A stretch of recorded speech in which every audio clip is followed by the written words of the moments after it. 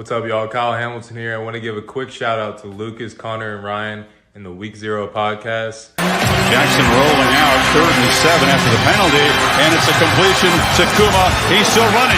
Kuma breaks free against a tired defense as the Hokies deliver the dagger here in Tallahassee. Empty look for Richardson. Oh, that is danger! Oh my! Keidron Smith cuts inside, and he's gonna pick six it in the swamp. Cat scratch fever Smith. DJ is picked off, intercepted again by Benjamin Morrison. Here goes Morrison down the sideline. Can he go? Yes, he can. Touchdown, pick six, Benjamin Morrison. Nix drops back underneath. Touchdown, Ducks. Wow. Chase Taylor.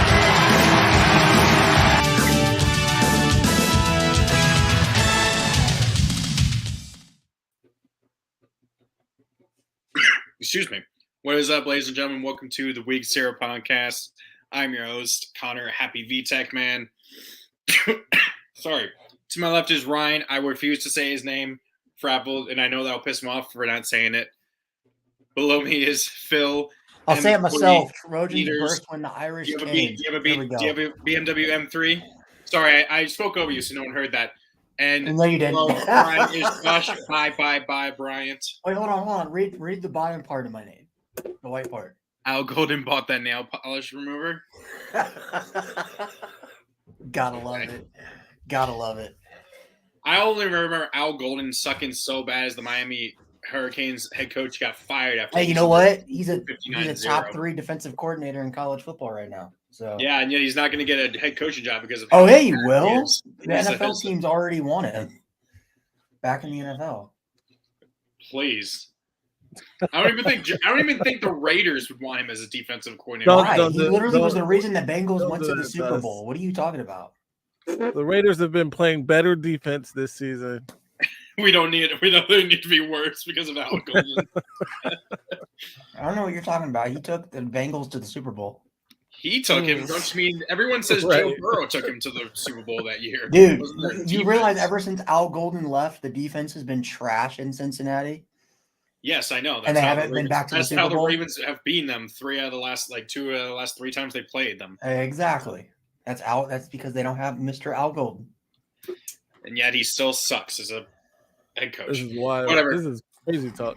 And then of course Lucas is ducking us because his Ducks lost. So he's doing his team proud by ducking us. So I like to think. So, but how are you guys doing? You have a good weekend? You enjoy the games?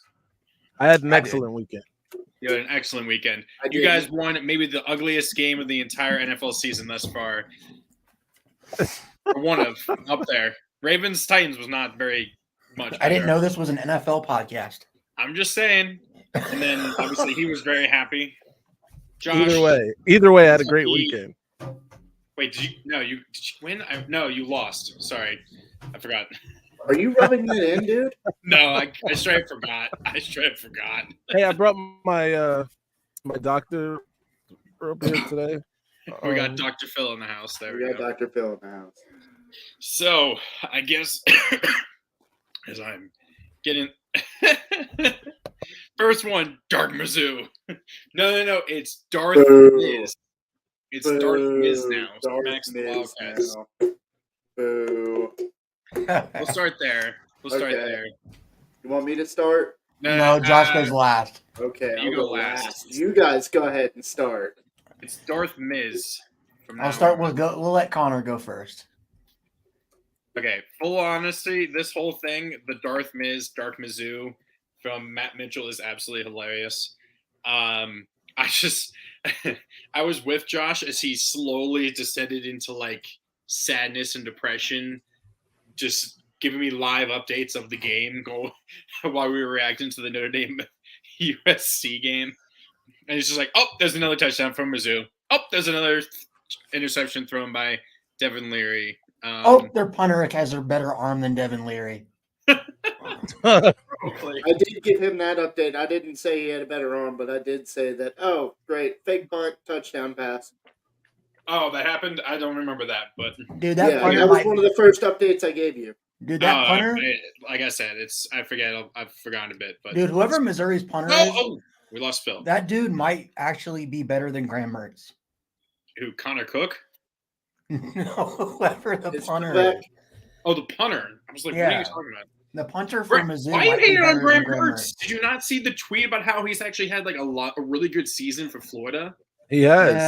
Like, Graham Mertz has put really good numbers. Unironically, no, he's unironically like one of the best. He's been better quarterbacks than in the Sam SEC Hartman right now. He's probably No, he hasn't. Stop it. Yes, he has. Number Yes, he wise, has. he probably has. He probably has been better than No, than because Sam Hartman has more touchdowns. Oh, What do you fucking do? Sam Hartman also has more interceptions. Then There you Graham go. Mertz? Because Graham Yeah. Mertz doesn't throw the ball. Do you watch Graham Mertz Florida's has 2 offense? interceptions, dog. Do you watch Florida offense? Their offense? It's very Yes. conservative. He's a game I don't know, man. manager. They threw a lot of. so And is Sam and Notre Dame Hartman. is using Sam Hartman like a game manager, dude. Right. what We are use Sam talking Hartman about? like a game manager because our offensive coordinator's trash. That's Oh what's my Exactly. God. Hey, That's- guys! I that's thought we were what talking I'm about Missouri and Kentucky. What's going on? You know what's here? crazy though? I was looking at their Sam Hartman's stats through 8 games.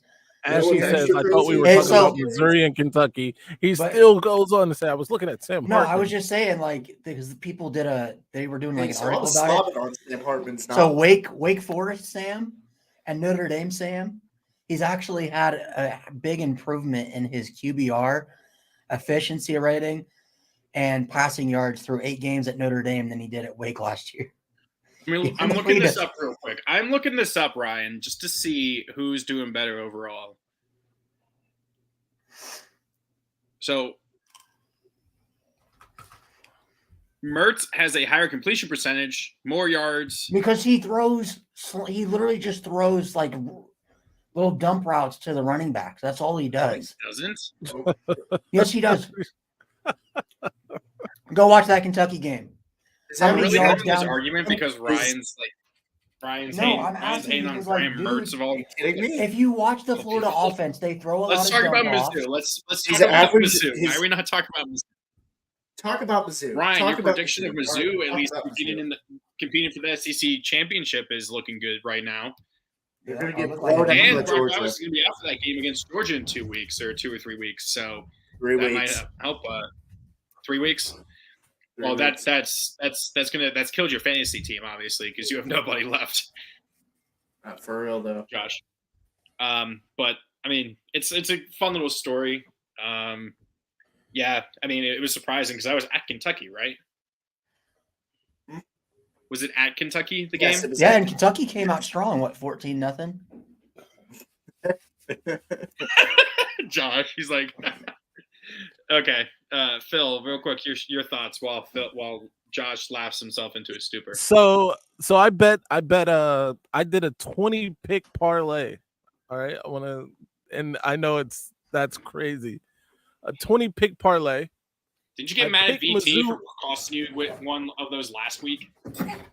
Yeah. They're bastards. 20 pick parlay. I picked Mizzou to win the game. Right. I look in I didn't pick them in the pick'ems to win, I don't believe, but I picked them in this parlay. I look and Kentucky's up, and I'm early, and I'm like, they're gonna win this game. They're up multiple scores. And then I go back to my parlay, and it's still alive, like in the next leg, like the next group of games, because I gave up on that game. I didn't even go back and look. And I go and I see that Missouri comes back to win that game. So shout out to Missouri for keeping the 20 pick parlay alive. However, the 20 pick parlay quickly went to shit in the next group of games there. So Because of USC? USC was one of them, yes. Yeah. That would have got me like $245,000. So thanks. Let me go ahead and get into it because I'm taking my victory lap because I said Mizzou was going to win this game. They were going to go 9-3 in the offseason. only need 3 more wins to get there. Their schedule only gets easier from this point on. They haven't played Georgia yet. Yeah, that's really the toughest game left. And they're going to be playing against Georgia without their best player in Exactly. And Brady Cook. Let me tell you something right now. Peyton Thorne ate that Georgia defense for lunch. Brady Cook and Luther Burden are going to have a field day with that Georgia defense because guess what? They don't play like Kentucky. They don't play like Vanderbilt. They don't play like any other team that Georgia has faced. They play Mizzou's like South Carolina. Mizzou's not a run-first team. They will pass South on Carolina. You. Yeah, but South Carolina's also got a trash offensive line. I mean, I think Mizzou legitimately could win the SEC East, especially without Brock Bowers at Georgia. I mean, I think they're legit, man. Brady Cook he's cooking the SEC right now. Okay. Josh, let's hear it. So I was actually not watching the game. I was covering the USC Notre Dame game with Connor. And every now and then I check back in and the first couple check-ins were nice. Oh, Kentucky's up 7-0. Oh, Kentucky's up 14-0. That's nice. Missouri's gonna have to punt it. That's cool. A couple punts for Missouri, and then, well, there was the fake punt that went 39 yards for a touchdown. And what I'm thinking is 39 yards. Why did they think they were punting that when they have a kicker that can make 61-yard field goals? I don't know, man. Wait, the field goal would have been 39 yards long? No. The field goal would have been, 39, 49, 54 yards? Oh, okay. Yeah. They were at the 39-yard line. Got it. Yeah, they were at the 39-yard line. And they put out a punting team, and they should have known that it was a fake punt. But it just seemed like it spiraled from there. The team just kind of fell apart. Penalties rose up. I mean, they had 14 penalties, gave Mizzou 122 yards. That's nuts. 2 interceptions, 3 turnovers in total. You're not going to win games when you do that. A couple of those interceptions, actually both of those interceptions, caused what would have been either a 10 or a 14-point swing in the game. Really just kind of made it not competitive after that.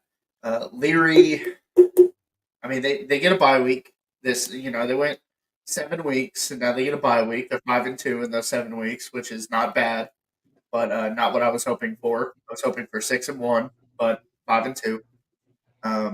And I don't know what they need to do to figure this out. I don't know if this is like a little tweak thing it needs to be fixed, or if they need to put Kai Sharon in, or what's going on with that. But Leary just has been subpar all year long, and it really came out and hurt us this game.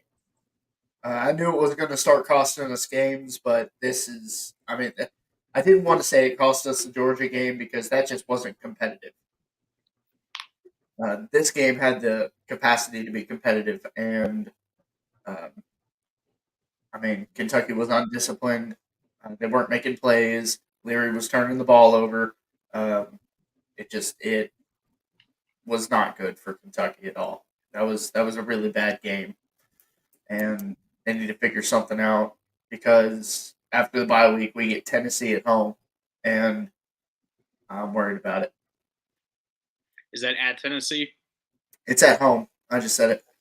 Oh, sorry. I was checking something. My apologies. It's Okay. So I'll see if I can't get tickets to that game. That'd be cool. Since everyone's so mad at them for losing to Missouri. Let's do Washington, Oregon. What people are saying, some people are saying game of the year. Obviously, Lucas is not here to defend his Ducks. We'll get to. He doesn't need to. Wait, doesn't why we need to skip Notre defend Dame? his. He doesn't We need to didn't- defend them, but He doesn't need to defend his Ducks. He needs to defend Dan Lanning. that's true. So I mean, Why I did we, feel like that's where we should just. Are we skipping, or are we doing them after this? Yeah, why did we skip We'll Notre do Dame? Notre Dame last. I think we can. Since we'll be Okay, I had it set up that way because I thought we were gonna Oh, okay. do the game of the week last. But Oh, gotcha. all right, let's go ahead. Let's just do that. Yeah, I mean, I feel like we can just start with Dan Lanning. Going for it. I didn't see the whole game. I understand he went for it, like from inside it was like fourth and a few yards inside the 10 right or something. Near the Fourth goal and line. three at like the 14 or the 17 or something like that. Didn't get it, and then they went for it again. 4th and 3, I think, or 4th and 3, doesn't get it. And then Washington quickly gets a touchdown like 2 or 3 plays later. After way too much time, in my opinion, when that happened. But Lanning should have taken the points there. I think they were within field goal range of that 4th and 3. I remember seeing someone said this. It was an NFL executive said this after some of the games this week, but it kind of makes sense. It's like, are coaches now buying too much into the analytics and going for it and stuff like that? You know what I mean? Instead of taking the points when they should. Like you obviously want to try and get that kill, try and get the first down, right? Bleed more clock and stuff. But I feel like coaches now lean too much into it and put too much emphasis on that at times. I feel like that's what happened here. I mean, Lanning's shown he's not afraid to go for, do that. He went for 2. He had the fake punt against Colorado from deep inside his own territory. He's willing to take a shot when he needs to. But what do you guys think? I disagree. The one thing you notice with a lot of younger coaches, especially like Lanning, Freeman, the other guys that are younger getting jobs now, a lot of them are analytics-based coaching or coachers. That's why Freeman went for it on 4th and 11 against Louisville a couple weeks ago. That's why Dan Lanning did what he did against Washington. The analytics say that, hey, this is at this point of the game, you need to do this because this elevates your chances of winning if you convert instead of vice versa. So I don't know about Lucas, but I personally not going to knock Dan Lanning for those moves because I think, especially the 4th late in the game, if you do convert that, ball control, game's over. Oregon can easily just milk the clock in that situation. So I'm not going to really blame him because guess what? If they convert that, everyone's sitting here talking about how Dan Lanning is the smartest coach alive. So I don't know. I'm not gonna knock Dan Lanning for that because I think it goes both ways. Josh, you're shaking your head no. What's your thought? So, I mean, even with the outcome of that one play, if we change the outcome of that one play, there are still points that he left on the board. I think, papers all nice, analytics all nice. That's all well and good. But what wins football games is not analytics on paper. What wins football games is points on the scoreboard. And every opportunity that you have to score points, you should take points. There are very seldom opportunities where you should turn down points. But I think what we're seeing in these analytics coaches, and Antoine's not in the chat, or if he is, he needs to say something. But he brought up when we were watching the Notre Dame USC game, he calls them Madden coaches. These guys picking up controllers and, acting like, oh, this is a game of Madden, taking shots that in reality, if you're a coach, you're not thinking about, oh, it's 4th and 3. I'm in field goal range. It's a 1-score game. Why don't I just kick a field goal and try to extend my lead? Josh, if he doesn't, so He if left, say they he kick left the field six, goal. no, stop. He left 6 points on the board and they lost by 3. Because he didn't kick the field goal earlier when they were inside the 20. My thought though is if he kicks that field goal, because the other thing is, you can say those that field goals, he wins by 3. if he kicks the field goal, I'm not talking about all the other times. I'm talking about that one specific play. If he kicks the field goal there, Michael Penix was with that offense is most likely going to go down and score anyway. Yeah, but So- then it would have been tied. But the thing is that no, it wouldn't have been tied. They were down by. Well, they would have lost. No, because they were up by. Were they up by 4? Yeah, no, they were up by 4. So they go up by 7. Yeah, so then you're still tied. And then yeah, you get the ball back. They would have tied, and they would have had the ball back. You get the ball back. You're tied unless they go for 2, but then you only need a field goal. You know, what I mean, and then you can get field goal wins you the game instead of playing. But that's the idea, right? It's not like, oh, I'm going to do this. I'm going to hit this home run, because we know these coaches are aggressive.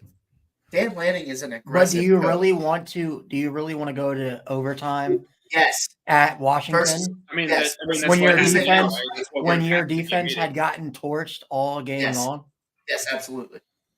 I don't like it. I think if you give Dan Lanning the option, hey, you kick this field goal, you go to overtime, or you don't kick the field 50-50 goal. shot, you make or miss the game time field goal later. Because the way I look at it is, say if you kick the field goal there, right?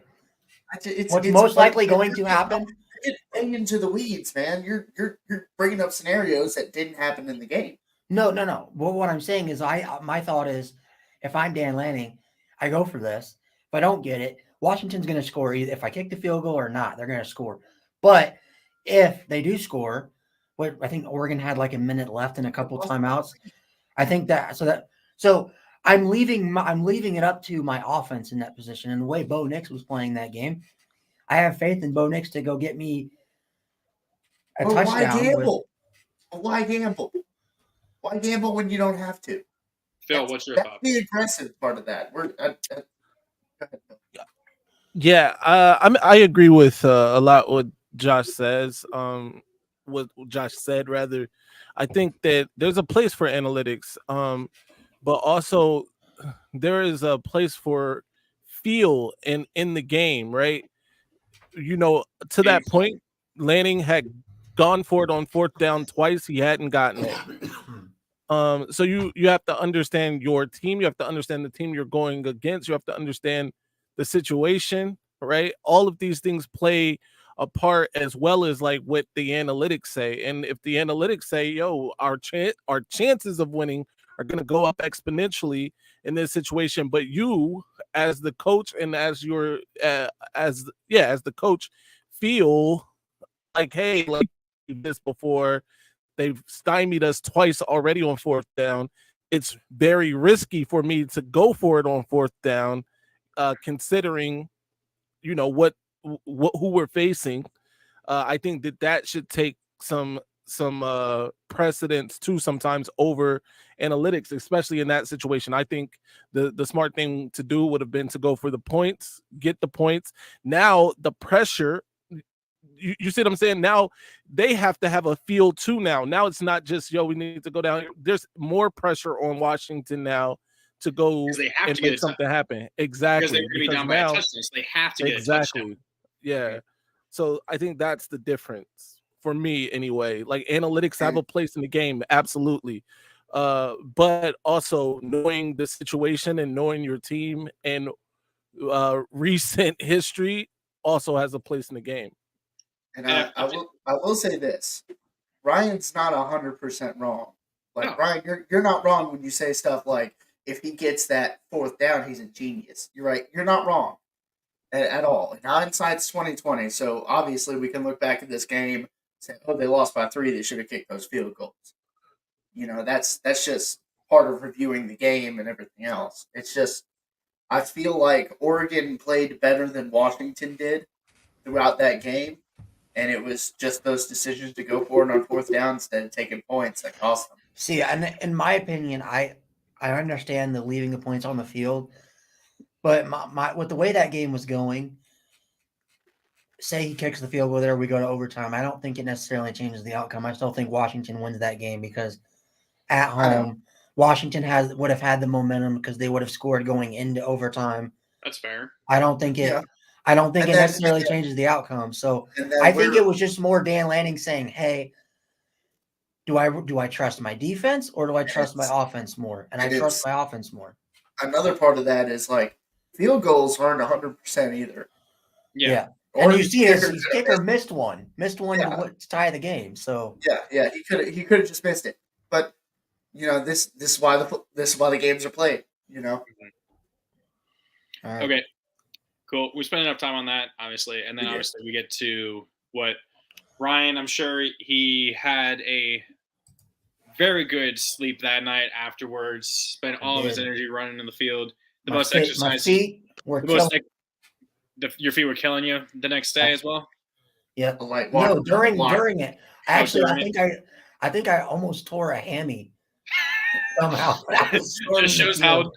I was about to say, literally, that's the most running and exercise Ryan's had all year, and he's like, "Yeah, I almost tore a hammy." That's proof right there. Okay. So obviously we'll go Ryan last. Obviously, congrats Notre Dame, fantastic defense, right? Obviously, Caleb tried a little too much hero ball with some of those picks. He was just trying to force it into receivers that weren't really open. And honestly, Notre Dame's offense didn't have to do much because the defense was giving them such short yardage.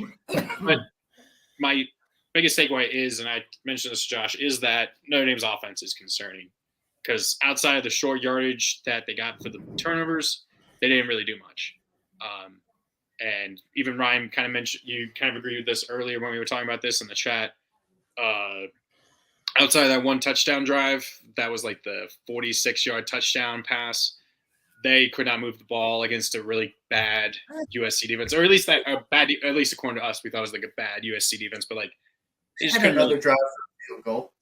Oh, okay, sorry, I completely forgot about that. But yeah, I mean, but other than that, like, they look. I don't know what's up. I just don't know what's going on with the offense.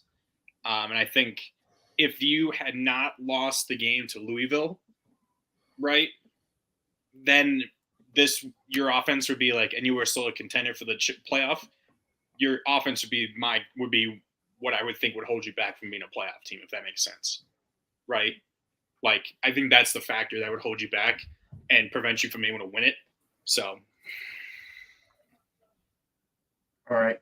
I'll go on and go next. So, phenomenal defense. A great defensive effort. Special teams even got a touchdown. I mean, just an all-around great effort by the Notre Dame football team. We'll say that the offense was concerning. It is like, I mean,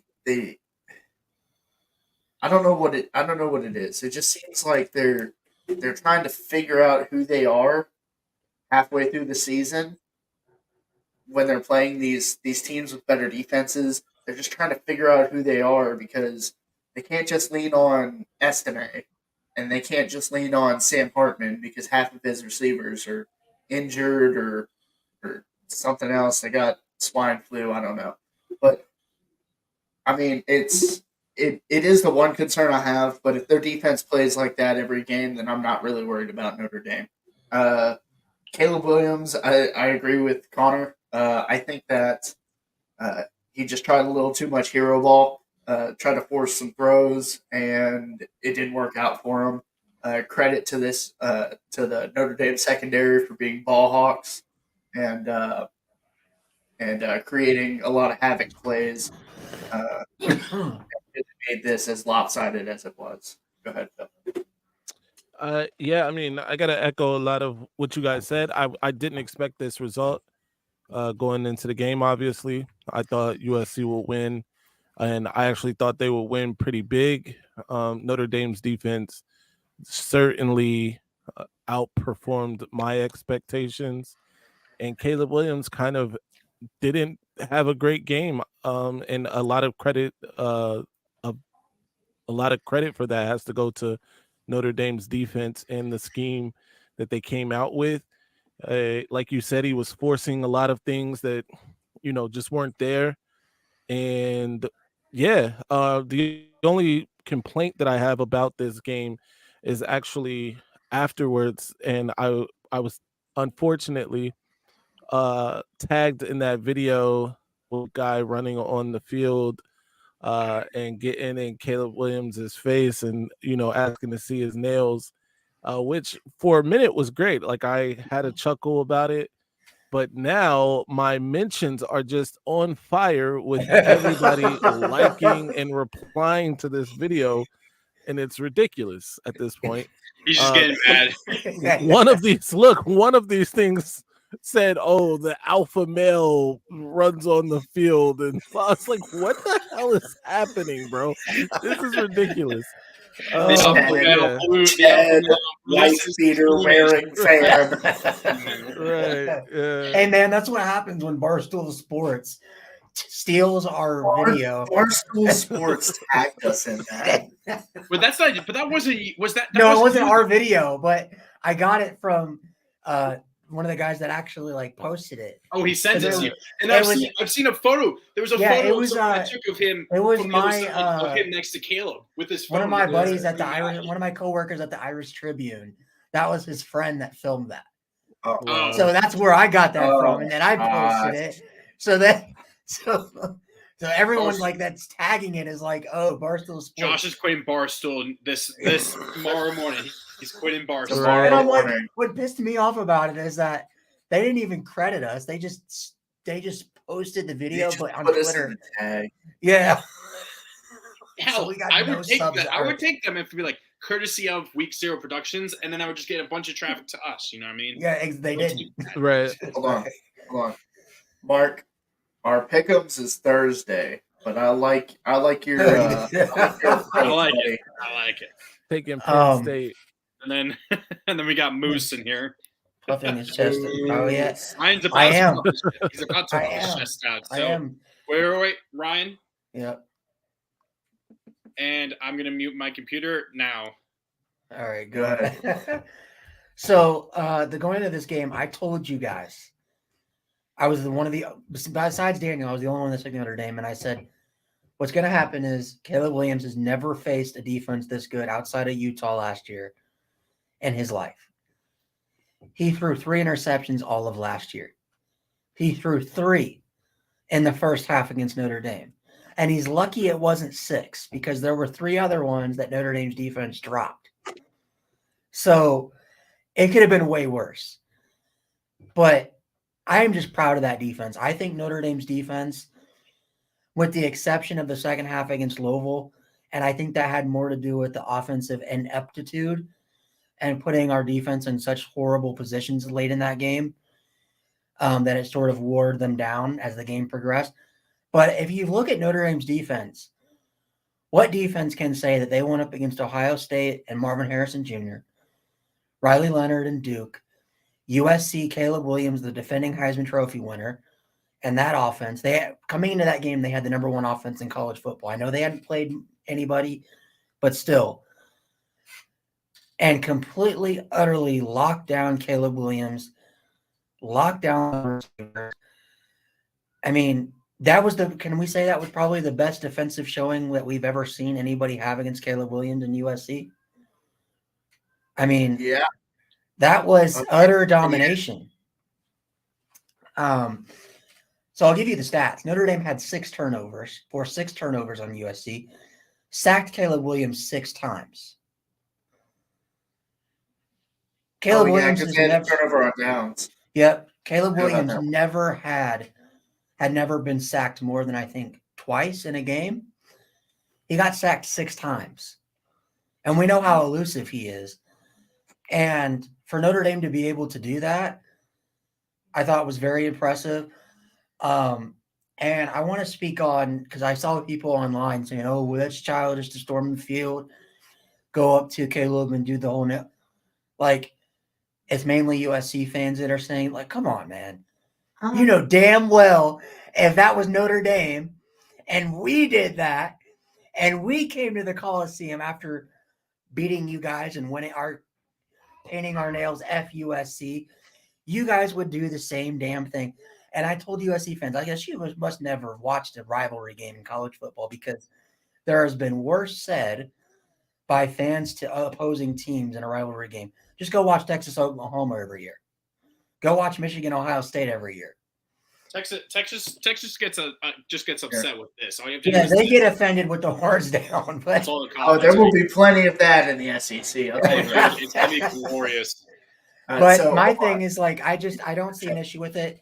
if you're going to paint your nails FND, then and somebody wants to come up to you and give you crap about it when they absolutely dominate you and beat the crap out of you all game, I think they should be allowed to. I mean, my thing is like Xavier Watts, the guy that had the 2 INTs, the forced fumble and fumble return for a touchdown.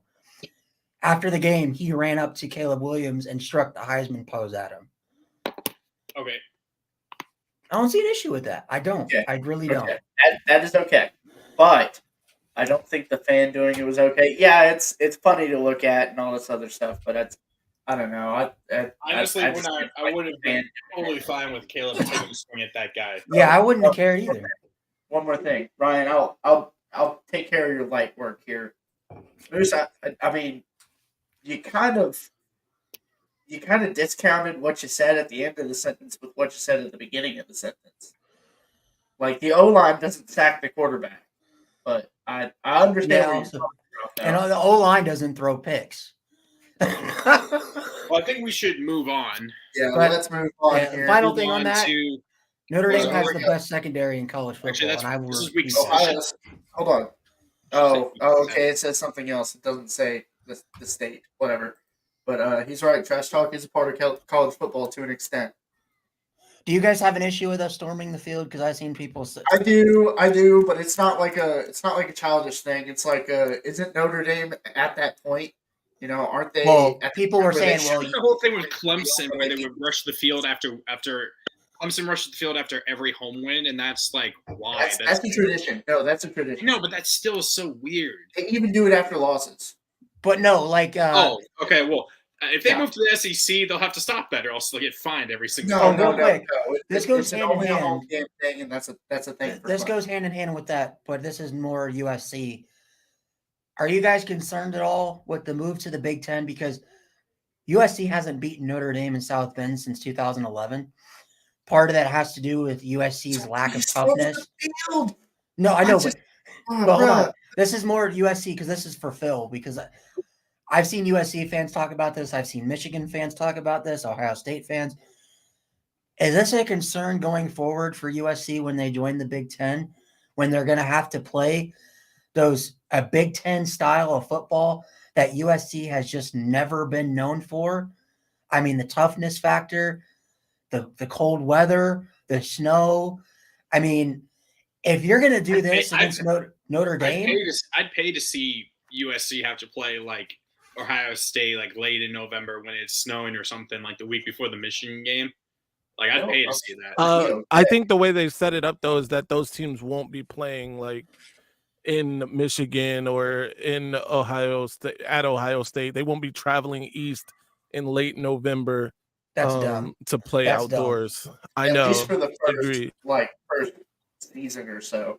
It's. I mean, I think yeah, they- it might- Yeah, I trying don't to think they figure play it in out. November at all east. That's gonna be. Oh, I can't do that. I don't Well, know. USC is going to have to play somebody in November that's going to be cold weather in the Big Ten because there's so many teams in the Midwest. We'll They're gonna have see, to play but I mean, somebody.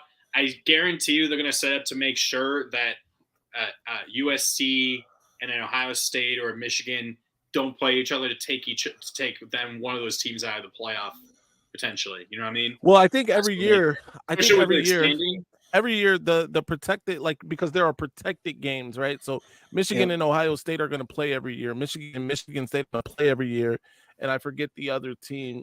It's a lesser Each team has it like each team will have one. I know Michigan and maybe Oregon. But No, one of them will like play every year.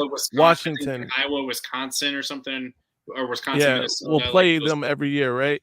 And the same for USC. Like USC, I think plays Oregon every year, right? yeah, It may be UCLA. right. UCLA. UCLA is the other team for Michigan, by the way. That they'll play every year, right? real quick, I wanted to put Um, this out there too because. So I get, first of all, are you guys concerned about USC going forward because they don't have the toughness to play? Well, It I'm could- not I mean, concerned listen. about them. No, I mean, they no, I'm will- saying, are you concerned about like them? Because like Kirk Herbstreit said, I don't know if you guys saw it when he went on Sports Center after like everything was kind of over, and he said, watching that Notre Dame USC game, it kind of opened my eyes to the culture that Lincoln Riley has with him wherever he goes. and he expects his offense to score 56 points per game, and the defense, usually they can outscore everybody. But what happens when you're going to have to play tough defenses like Michigan, Ohio State, those Penn State, and your offense has an off night where they only score 20 points and turn the ball over? How's that going to go for you?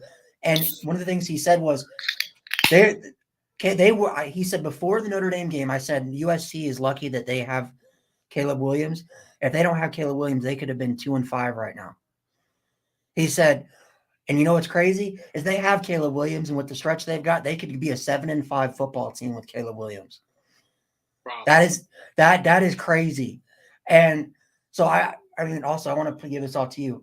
Is it time to start having a conversation about Lincoln Riley maybe not being everything he's cracked up to be? That whole tweet you put out. Yeah. There's 120 FBS teams that would take Lincoln Riley over the head coach they have right now, regardless Absolutely. of that. Absolutely. I would. Neither of you are wrong.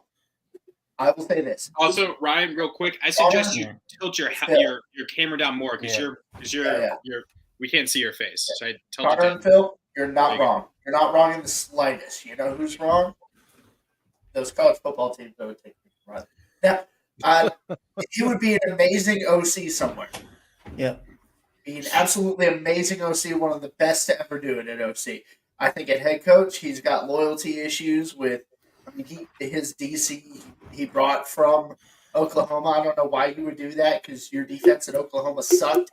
It's what cost you games late in the season in the playoffs.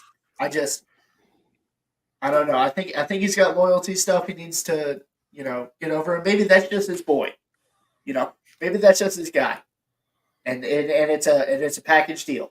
My thing with him is I think that he's, like I said, he's an elite offensive mind. But absolutely, 100%. Lincoln Riley just anywhere he's went, even the 2 years he was coaching before without Grinch, his defense sucked. He has never had a good defense. And the thing is, unless Lincoln Riley changes, I think it's going to get kind of old because it's like, yeah, I'll hire him to make our offense great, but what's our defense going to do? We're not, and we've done this for 7 years, been in the playoff a couple times, but when he gets to the playoff, he gets utterly dismantled. Besides the game against Georgia, I can make a bet right now, and I think that it would just be saying something that's true, right? For the next 5 years that Lincoln Riley is a head coach, he will have the number one offense for consecutive weeks in the season as a head coach, wherever he coaches. He could go to Iowa. Yeah, he would have. Also, can we really quick? Can we quickly talk about how, now that you mentioned Iowa could honestly be 11-1 and have the worst offense. And they're still going to fire their OC. That's what people in the solid college football suburb are like. Imagine if they won the national championship and then they fire their head coach and the OC. 11-1 is the exact record I said they would have to start the season. Phil is right. Phil is right. I picked them to win the West. They do look. It is being done a little differently because I did expect them to have Kate McNamara, and Eric All, and both of them are done for the year. So yeah. Well, my issue with Lincoln Riley, and this will be the last thing we'll get into Heisman top 5. If you give any other coach that can coach worth of anything, Caleb Williams, Baker Mayfield, Jalen Hurts, Kyler Murray, and you put those on like Alabama right now, Ohio State right now, I don't think Michigan that's fair. right now, you put them on Tennessee for God's sake. I mean, I don't think they'd be as good. I because Caleb, would. Who was I think it's the whole Baker Mayfield Mayfield Brady Belichick before thing. that. Sure, Brady. Sure, which one makes them the pair, the true one? We found out that it's more Brady than Belichick is what we're finding out in the past 5 years since Brady left. I think Caleb Williams out of all of them would be good anywhere he went. Perfect match. If you put Caleb Williams on VT with a VT has a rookie. He was a rookie OC last year.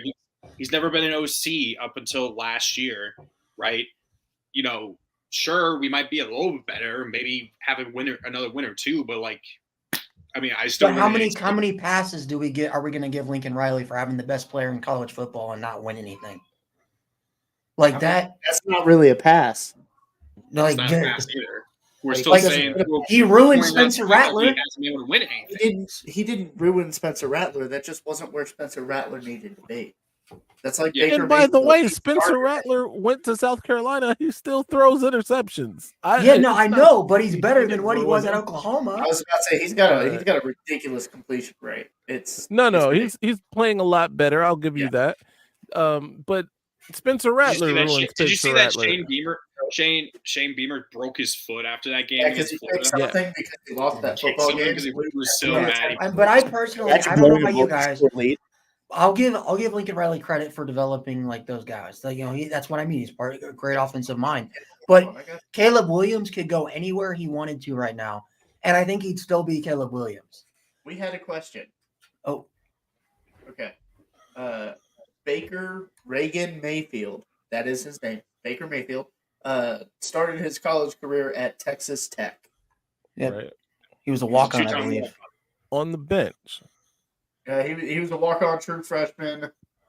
Was the first walk-on true freshman to start an FBS season opener at the quarterback position. So he didn't run the bench. Wasn't he the backup to Mahomes? So we're giving Lincoln Riley 2015. credit for that. Do we give Ed Orgeron credit for Joe Burrow? I don't think so. We shouldn't because he transferred out. Exactly. And guess what? Urban Meyer said Joe Burrow was never going to play at Ohio State, and that's why he transferred. Wow, that's wild. So, okay, let's move on. Yeah. Let's move on. Heisman top 5. Heisman top 5. Heisman top 5. I can go first. I'm actually prepared. Are you prepared? Okay. Yeah, it's wild, isn't it? Wow. Yeah, Okay. go Josh. I have. Did Western Kentucky win? No, In order. Jackson State won. Jackson State. Let's go. Wow. Let's go. Give me that point. Jacksonville Still State. They won with a late field goal. win. Yep, late field goal. Win. Ridiculous. See what happens. Phil's If down goes 1 point now. Notre Dame landing. Okay, sorry. So Michael Penix Jr., number 1. Number 2, Bo Nix. Number 3, Drake May. I've just been impressed with his play lately. JJ McCarthy's up there. He's a sneaky favorite. He really is. And I got Jordan Travis sneaking in at the end of there, just because they're winning games, dude. I don't know, he's just winning games. I feel like that's respectable. I did have Brock Bowers on there last week, but he's unfortunately injured. He's going to be out for 6 weeks. He had a surgery, so 4 to 6, right? 4 to 6. Yeah, I figure we give him 6 because he's only a sophomore. So just Only a give him- sophomore? he was a true freshman last year. That's how good of a football player he is. I thought he was there for this first Nope. championship. He wasn't? Nope. He wasn't. You sure? I'm sure. That's gotta be fucking wrong. No, he's a sophomore. All right. I need to check this. This is one of those things I still have to check. You know what I mean? Absolutely. Go ahead, because I could be 100% wrong, but I'm really confident he's a sophomore. No, he's a 2-time national champ, so he's at least a junior. Okay. All right, fine. He's at least a He might junior. have redshirted. He may have redshirted. Well, no, because he played his freshman year.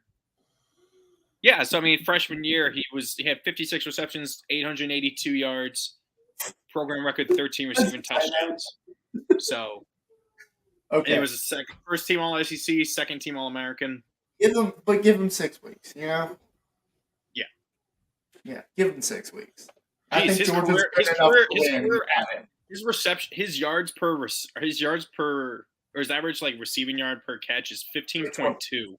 Oh, okay. More than I thought. I thought it was going to be like 21, but I believe it. No, it's a lot lower, but that's still ridiculous. 6 yards when you're talking about that much. It's not a lot. 19.2.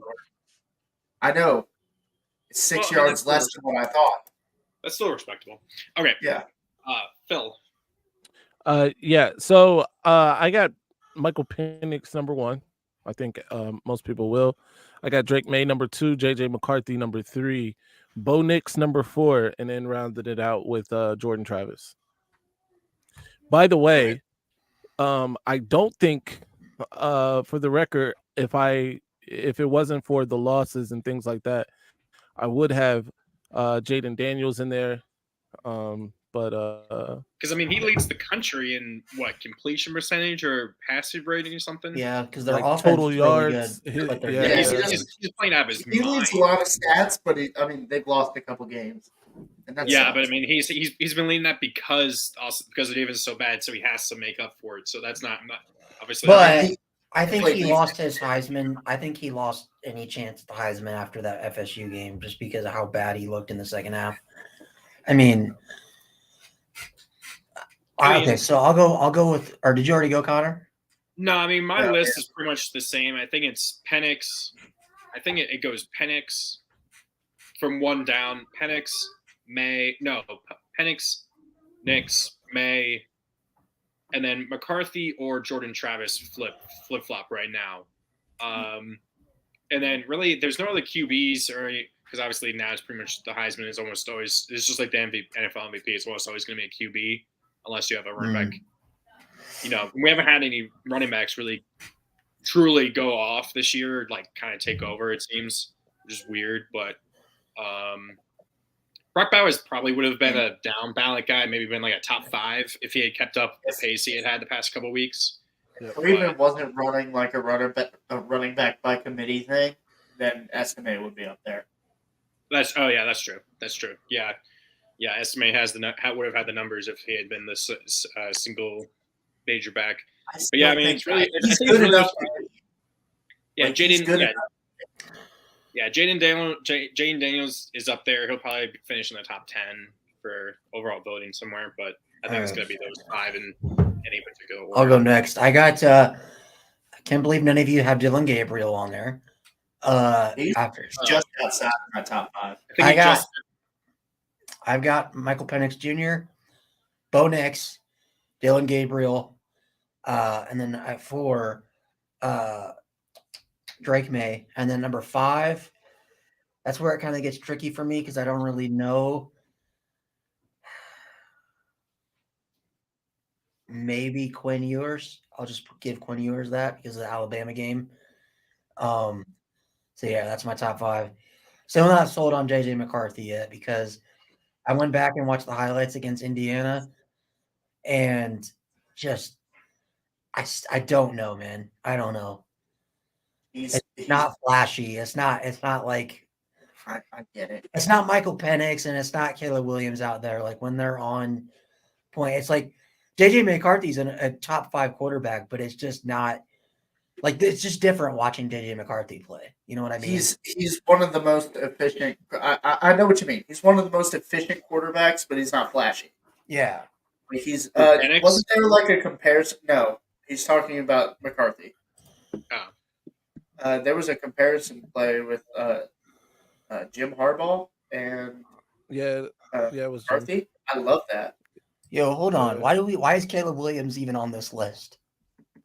We gotta let him say.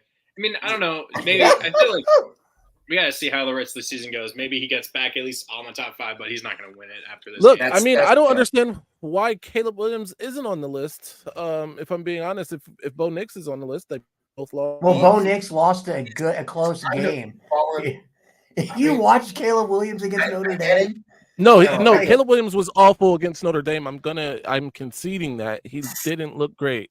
And that was the only good team he's played so far. So the one good team he faced, he got absolutely dismantled. He's had a couple weeks. He's had a couple weeks where he hasn't looked super impressive. Yeah. Yeah. Then he's had some like crazy. he's still been winning those games. I'm not going to hold that against him. He's still been winning the games, but like. I mean, we can't act like Bo Nix looked like he looked against Washington every week either. He struggled against, was it Texas Tech? Who was that? Like it was Texas Tech, yeah. Yeah. Like I just feel like we are like picking and choosing when we want to say somebody is good and bad. Well, no. I get it. Caleb He's- Williams, you can't he's just not go out there and outside of my throw. top 10. I'll You tell can't that go right out there now. and throw 3 interceptions and lose 2 fumbles, and then be Okay. like, "Oh yeah, you're still the Heisman." He's Now, not the one who no, lost no, the no. fumbles, though. Now for him, yeah, it is. He got Fumbled one. strip sacked twice. Now, if he Or goes I thought out it was. there, I thought it was a receiver that got strip no, sacked. so he got strip sacked twice, and then the receiver fumbled. But if I'm like the Heisman voter, and Caleb Williams goes out here against Washington, Oregon, and these other teams, and like puts on a show and wins those games, yeah, I'm all for that conversation. But as of right now, I think that you could say there are a lot of other guys that have just looked better Sure. overall. Okay. I'm guessing none of us really have a true hot take right now that we've all. I do. Oh, you do? I'll take it away. I do. USC is going to lose 3 out of their next 5 games, and it's not going to be particularly close. That's my hot take. After that boy. performance, I think Utah beats them again, because USC fans, the USC players, they see ghosts when they play Utah. I think they get blown out by Oregon because that's on the road in Autzen, and I think they get blown out by Washington, even though that game is at USC. With the way Michael Penix is looking, Michael Penix might F around and have like 8 touchdown passes against that USC defense. So, yeah, I mean, I don't think it's looking very good for USC going forward. Okay. My hot take. Oh, go ahead. Did you want to go first, Phil? No. It doesn't matter. Okay. I don't know how much of a hot take this is, but my hot take is that VT is going to win 4 out of the final 5 games to finish 7-5 on the season. Ooh, That's smoking. That's smoking hot. I Team. know I'm talking about. I'm not sure if that's actually that smoking hot, honestly, Phil. The schedule is really hey, freaking Bridge, easy. you can text one of them town homes, man. Outside of we play Louisville at Louisville, and then we get Syracuse, BC, NC State, and UVA. I think that's 4 very winnable games.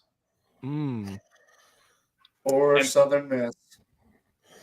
Did Southern Miss lose? Yeah, it's not 5 to going so 3. good for Cam. I keep forgetting Cam's still on the team. Yeah, he's focusing on just making it to the NFL. I've talked to him. He's actually not having that bad of a year. It's just his team is. Is he regretting not going? Was he eligible for the draft this past year? He's been eligible the last 2 years, but he's a grad student, so it's harder to make it out of Southern Miss than you think. That is true, but maybe you could have made someone being special teams player of the year last year. Maybe you could have made it as like a 4th or 5th round pick. Oh, I guarantee you he's going to find a spot on some, even if it's a practice squad spot. He'll make a spot. Okay, Phil, what's your hot take? It was gonna be PSU beating OSU, but I'm not even sure that that's so hot. That's this so- week, right? That's this week, yeah.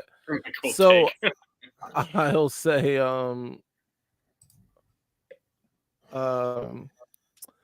I still think LSU wins the NC. What'd you say? I think a lot needs to happen. That's how Oh my confident I am gosh. that they win. He's coming through in potato. We're getting potato quality from Phil right now.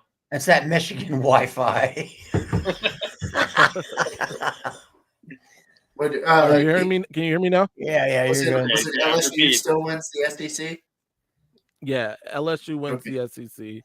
Well, if I LSU know a lot wins the needs to SEC, happen, but I think they can do it, and I'm big winning the SEC.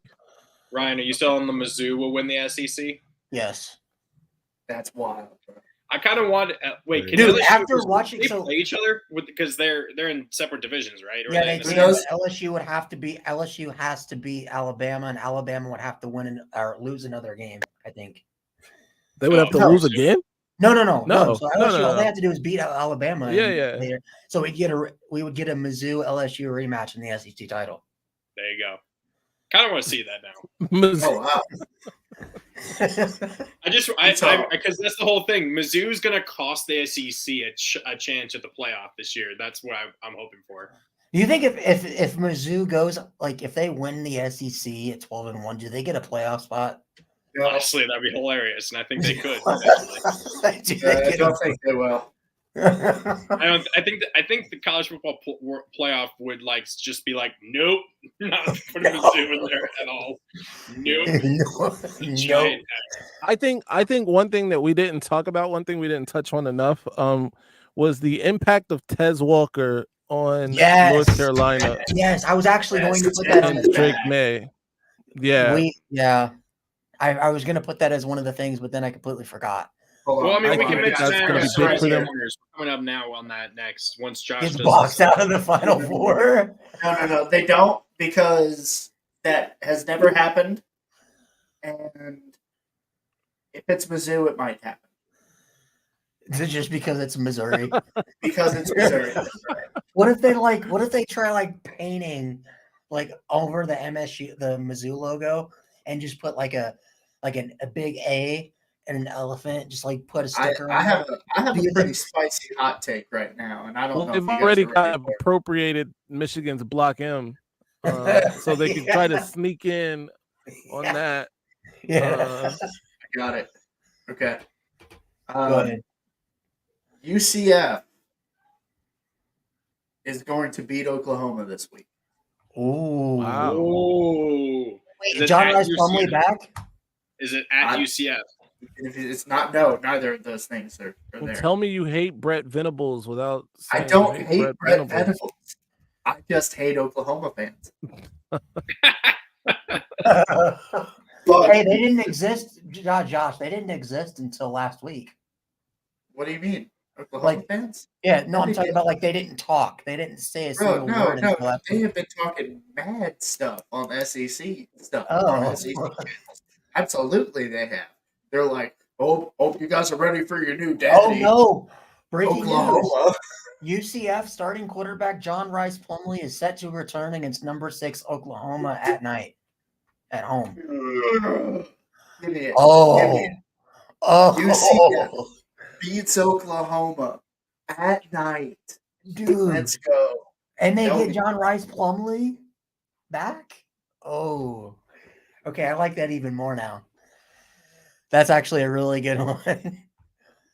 I didn't even know that. I was just like, UCF, let's go. Right, I had a feeling.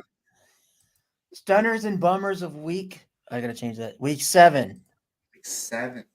Dude, Okay, God, I'll go first. It's flying by, guys. It is flying by. I know we're more than halfway through the season. It feels like it just started. I know. Okay, I'm kind of cheating, but I have one that's actually I actually have two, but one of them is like a co-stunner, and they are, first it's Ashton Daniels and Elick Ayormanor from Stanford. Ashton Daniels, 27-45, 396 yards, 4 touchdowns. Ayormanor, 13 receptions, 294 yards, and 3 touchdowns with a long of 97, as Stanford had the biggest comeback in school history and Colorado had the biggest collapse in school history, losing 20 after being up 29-0. They blow it for the Buffs. And then my other one is Iowa's punter, who I can't remember his name right now, 10 punts for 506 yards, an average of 50.6 per. 3 of them were, I think 3 or 4 of them were down inside the 20. You know, that's the reason they won, is they were able to pin Wisconsin and their not very good offense back. Dude, that punter gets a game ball every week. The punter gets a game ball every week, probably. Yeah. Probably. All right, I'll go next because I've already got mine lined up. My stunner's going to be. Oh, sorry, and my bummer. My bummer is Louisville.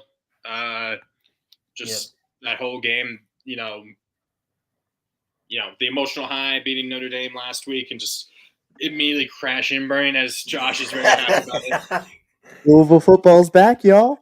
I told Josh, and I've said this before, Pitt, despite never really filling in that stadium, playing at Acrisure Stadium where the Steelers play, they don't really ever fill out the stadium with their fans. But it's always and it almost seems impossible to win at for some reason. VT's always had trouble there.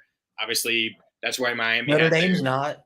That's where Miami had their 2017 season come to an end because they were 10-0 or 11-0, and they lose to a very bad Pitt team that year as well.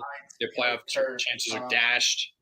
So the turf sucks. Just why Connor thinks Heinz Field is cursed. He's also a Ravens fan. That's true. I do legit hate that stadium, and I wish to carpet bomb it out of existence because it's terrible, and it has voodoo powers that I do not like. All right, I'll go next. So my stunner is going to be Notre Dame safety Xavier Watts. This is the first time I've done a homer pick for this.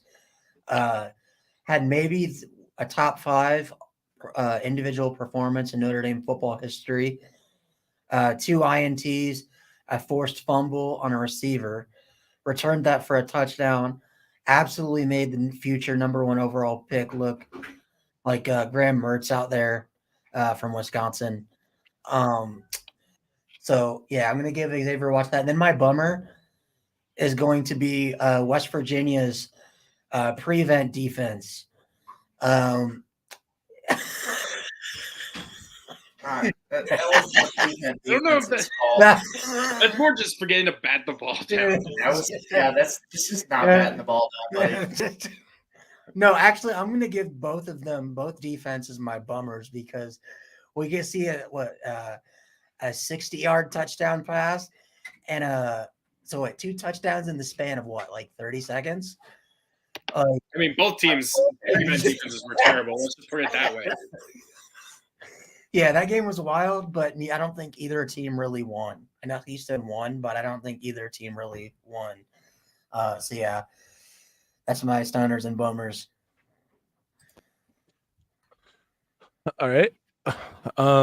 My stunner is going to be the Arizona Wildcats and Noah. What is it? Fafita? Fafita?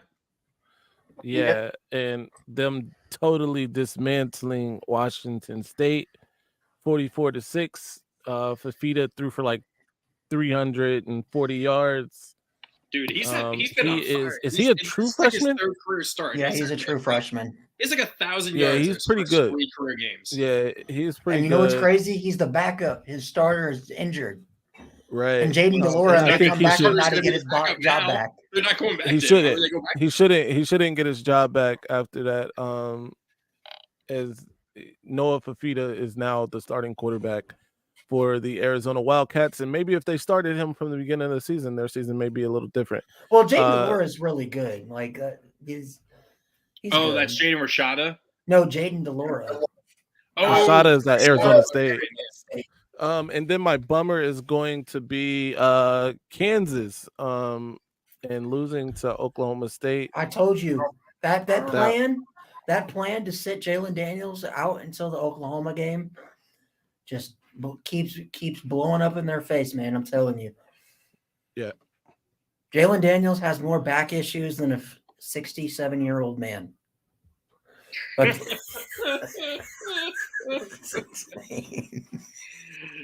have the specificity though. Oh man, it's like Jalen Daniels doesn't exist, man. It's like, are we sure we're not shout out to Detroit, man? Appreciate it. Are we sure that they're not suiting up Lamar Jackson secretively on Saturdays, and then these times where Jalen Daniels out with an injury, it's just Lamar Jackson's like, "Hey man, I couldn't make it. I got a morning game in London to play." Oh, all right, Josh. Did you give yours? Phil isn't done giving his, I don't think. No, I'm done. I gave a stunner and a bummer. Yeah. Okay. All right, I got it. My stunner is, now this is the name, Sion Vaki from Utah, running back. He had 15 carries, and this is against Cal, but 15 carries for 158 yards and 2 touchdowns to help Utah get a solid win, a 20-point win, 34-14 over Cal.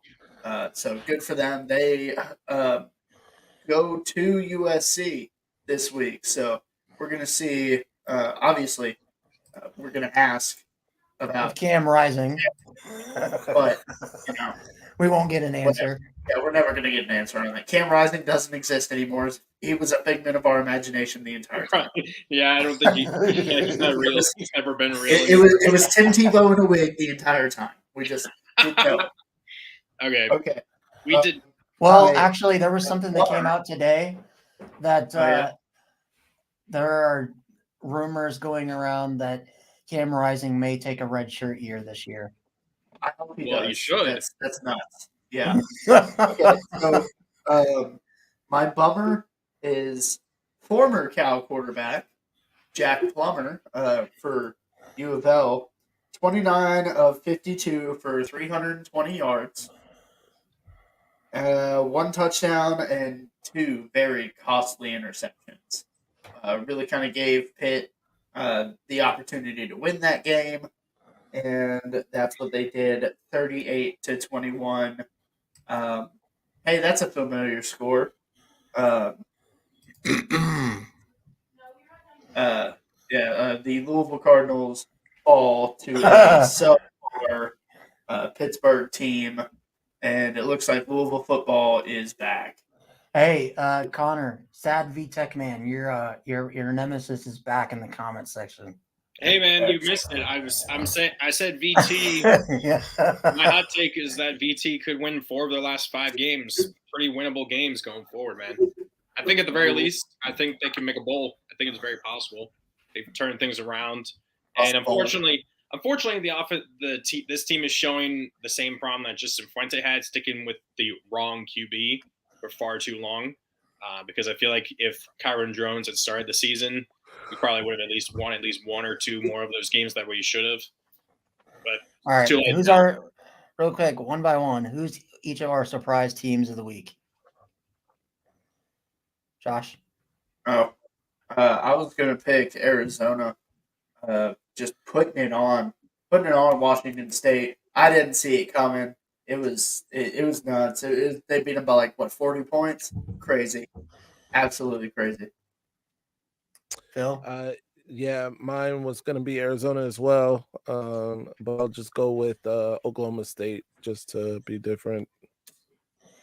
So this is kind of a surprise in terms of how they won the game, because I thought Rutgers was going to blow out Lil Bronem. Instead, they did something worse to Lil Bronem, which was give them hope. Yeah. In the fourth quarter, they were down 24-6. Michigan State was absolutely dominating that game until the minute the fourth quarter hit. The minute the fourth quarter hit, I think Sparty realized, hey, we're supposed to be Lil Bronem. We're not supposed to be winning games. We're supposed to be losing games. Therefore, they proceed to let Michigan State get their biggest comeback in their football program since 2015, allowed Rutgers to get their first ever 5-0 home start. 5-0? Their first ever 5-0 home win. Wait, is Rutgers 5-1 right now? No, 5-2. Rutgers is right now. We told you they're. No, they only lost 1 game. No, they lost 2. You guys, and they were leading at one point, right? Or they kept it close. They lost 2 games. They're 5-2. Yeah. See? Okay. Who they lose to? Lost to Michigan, and have they played Ohio State yet? They lost to Michigan and they lost to Wisconsin. Oh, okay. At Wisconsin, probably. Hey man, Rutgers, that's a good football team, man. They're okay. Greg Schiano's a good coach. Yeah. My surprise team, I know my surprise team is a negative, and it's actually kind of what he mentioned. September Maryland is gone. October Maryland is back. Losing to Illinois. Well, mine is Maryland, and surprising in that they had a perfect opportunity to go 6-1 to get to 6-1 playing against a not very good Illinois team, and they shit the bed. That's kind of Maryland had it all set up with legit. They probably could have finished 9-3 on the season with honestly how kind of easy their schedule is. Other than the main 3 games they play against Penn State, Ohio State, Michigan. But see, Connor, this is a Maryland tradition. They'll No, go exactly. That's what I'm saying. no, It's 5-1. September, Maryland. They look fantastic. Okay. They'll probably somehow be ranked somehow at in the top 25 somehow down there. Like when they Almost upset Michigan or Ohio State in the first they almost month. upset one of them, and then they lose a bunch of games they have no business losing. They fall to like 84, 75, 6-6. It's a Maryland tradition. September Maryland is a true real thing. Hey, you know why? Because It's they're kinda looking. hilarious. You know why, Connor? Because they're looking ahead to basketball season. That's why. Where they're not even actually going to be that. Where I mean, they won they're not going to win the turn. They're not going to win the conference there either. But at least they'll have a better chance, probably. All right. They're like a top 14 usually in the. Who is our collective meme team of the week? For week Did 7? Phil not give a surprise team? No, he did. Yeah. He did. Meme team Colorado. Yes. Colorado. That's Colorado. Yeah. I think it should be Colorado. Oh man, I think it should be more Colorado over USC because at the very least, Colorado literally ripped the hearts out of their fans. We need a meme of Colorado watching the Super Bowl from between the Falcons and the Patriots, and it's like them looking at the score and going, "Watch this. Hold my beer. Hold my beer." There was some controversy about somebody doing Shador's like watch celebration. Oh yeah, they were. They were doing that afterwards. They were doing. I think that's such a controversy. Yeah, absolutely. Stanford was doing it. If he's going to do that to you, you get it back. It's just like the horn. It's just like the horns up. You get the horns down. Did you guys see Deion Sanders rip into his team in the locker room correctly? Yeah, he should have. He called them a name. He said, "I earned where I am." He said, "You guys got all that love and stuff, not because you guys are here, but because I'm here. I earned that. You guys didn't earn any of this stuff." And he said, "What you guys showed out there is an embarrassment." And he said, "All that love people gave you early on in the year, you should have." He said, "I don't want you to respond to it, but I want you to read every little message that people send to you on social media and take that in because you deserve it after that performance you just showed." And here's the thing. Like, they lost to that Stanford team. And I should have taken Stanford. I was paying attention. I mean, like, it was 30 points. Like, I don't know, man. It went to overtime, lost it. He also ripped into his son, Shador, after the game. That was a terrible pick. Shador, no. Did you guys see that Shador was posting, like, TikToks and stuff at halftime? Anyone else? Hold on. Does anyone else notice that Ryan's like, I'm tired of people talking about Colorado? And then he's talking about Colorado. No. Dude, like, seriously, like, I actually have tons of respect for Deion Sanders for ripping into his team. Because buy the merch, like, did you go onto the merch store and buy his merch at halftime? No, I didn't. But no, I'm seriously seriously though, like I'll give props to Deion Sanders for that because not many coaches would complete. I mean, with a lot of these kids, like their psyches are fragile. And he didn't care. He just absolutely went in. Most really good high football players are they've never been told no or never not succeeded, at least in sports. And a lot of those kids that went to Colorado. You're not used to it, at least. Like I know you're giving me that look, Josh, but that's usually how it is. You would think. Okay. But like most of those kids that went to Colorado, they went there because Deion Sanders, the buzz, the fame, the celebrity, like all that stuff. That's why, Sometimes I have to remind myself that I played over 10 years ago. And it's like, I love, like that quote he said, I earned the reputation I got. You guys haven't earned anything. So I don't know why you guys are going out there acting like you did something. And to me, it's like huge props to Deion for that.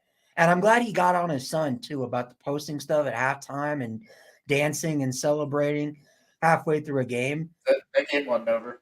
That's so immature. They learned the hard way that the game wasn't clearly. Clearly. Yeah. Well, but yeah, I think Colorado collectively, it's like Josh could do one of those Uno memes, and it's like go finish off a 29-0 victory and win, and advance to 5-2, or I wonder what the analytics would look like if they just like ran the ball Or need it. or need the ball. I remember seeing there's a video on YouTube from that guy that we had on the show, 5 Points. He did an entire on the show like last year. He did a video about what if Atlanta had need once they got to 28-3. What if they need every single play? And he just had them do that. He did it in Madden. And he was like, they still ended up winning about like half the time usually because they're just kneeing and just killing clock. Right. So, all right, let's get into this, and then we'll be done. Week 0 podcast pick'em standings. We had a lot of movement. I just updated it because of the Jacksonville State score. let's go. Josh, what happened, my man? You Well, fell from I second. He was tied with you and me, right? Wasn't it like a three-way tie? Brothers, I could not hit the broadside of a barn last week. I don't know what was going on with me. I did not pick hardly anything right. Lucas Nothing. wasn't And much now better. down here, I deserve to be below Lucas and below Phil for how bad my I picks still were feel bad last that week. we had Phil start, that we started Phil Phil's stop. catching up. I feel like we should have had him. Phil's catching up. I feel like we I'm should really, just I'm really not. we But, should give Phil like an I've extra been, like, 6 picks. I feel like Phil, back the only way from- Phil really needs to get like 29 out of like 30 or something one of these days somehow. Yeah. These weeks. This week, this Phil. is the week for it. I'm gonna. Absolutely. For sure. What were you saying, Phil? I said this is the week I'm gonna do it. Okay, so let's Yeah. just go through this real All quick. right, let's go because I through have this to real go to the quick. Okay. So we all picked this game, and I think Josh, you didn't get a point for this because you didn't give me your damn pick. When did you send the things? For bathroom. Like, It was earlier, like about earlier 5 or today. 6, Earlier like, today, so I don't get points for any of these. No, you get points for the next 2. you just don't get one for this Yeah, this was the one game you didn't get a point for. because this one started already and it's already Yeah. finished. I know it's already finished. I know what All it right. is. Rice at Tulsa. Tulsa's a 3-point favorite at home, and we have one more after this. We'll start off with Connor. Give me Tulsa, I guess. Not so fast, my friend. I'm gonna take Rice. I need to make up Yowz. points. The Fighting Yeah. JT Daniels. Oh yeah. So And Liberty also won, by the way. They beat Middle Tennessee State. If we had them in the pick 'em, yes, but we didn't. We I didn't. saw that. So I'm just going to take a page from Josh Pate here and say, "You don't lose to food. Give me Tulsa." There you go. Give me the Golden Hurricanes in this one. All right, They final are? game. Yeah, the Golden Hurricanes, I believe. Nuts. James Madison, the undefeated Dukes, they should be ranked. I don't know what the hell is going on with the AP poll. At Marshall, Nobody knows about it. James Madison. Maybe it's straight up. It's also because of that whole playoff ban or like the. Like, That's if that is, that's ridiculous. But I- yeah, give me James Madison, Marshall. I think they've lost like 2 out of the last 3 games. They lost 2 in a row, actually. Lost yeah. 2 in a row, so they're backsliding.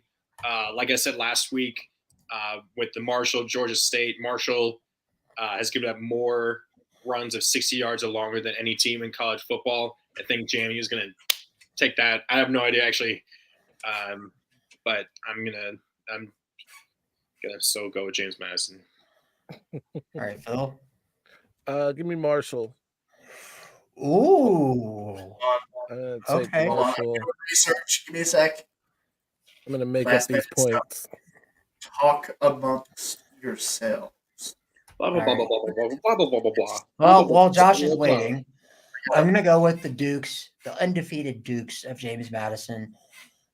It's a shame that they're not ranked. If I had to pick between James Madison and Iowa and the AP poll, give me James Madison because I think James Madison would beat Iowa. Iowa would hold them to 6 points I Probably. disagree. and I lose disagree. 3-6. I got this. disagree. I've got this. Give me James Madison, but that's not going to be a 3.5 point game. That is going to be like a 1 point game. Really? Yes. After what James Madison did to Georgia State, At Marshall. it's at Marshall. At Marshall. Marshall has You know- lost to. Hold on. Give me a moment. Georgia State and Georgia Southern, I believe. Or no. NC State Yep. by 1 touchdown, and then Georgia State. Yeah. And Yeah. yeah. So So this is a Marshall team with wins over ECU and Virginia Tech and ODU. I swear Marshall's just going to beat one of our teams every year. That's just Probably. guaranteed. Probably. Do they play Kentucky or Oregon event? Do they play Kentucky? No, they don't play Kentucky. Kentucky only plays MAC teams. Of course they do. I'm not kidding. No, I wouldn't. I believe you. If you're not from the MAC, you're not good enough to schedule. They're gonna. The Sun Belt might beat us. Don't Don't do that. do that. All right, Josh, take us out with. Take your us sponsor. out. Yeah. No, we'll just do the sponsor. Just do the sponsor real quick. All right, real quick, guys. Make it like 10 WNRG, seconds, you already please. know what it is. W.GG. Use code week0 at the checkout. Let us. It gets you 10% off. Let them know that we sent you. Thank you. All right. Okay. Was that 10 seconds? I have no idea. I don't know. Probably quicker than 10 seconds. Probably was. All right. Oh, dude, really? 1 minute ban. I'll tell you what. I mean, I said it first, but man. No. I said it No. first, but still. Okay. Shame on you.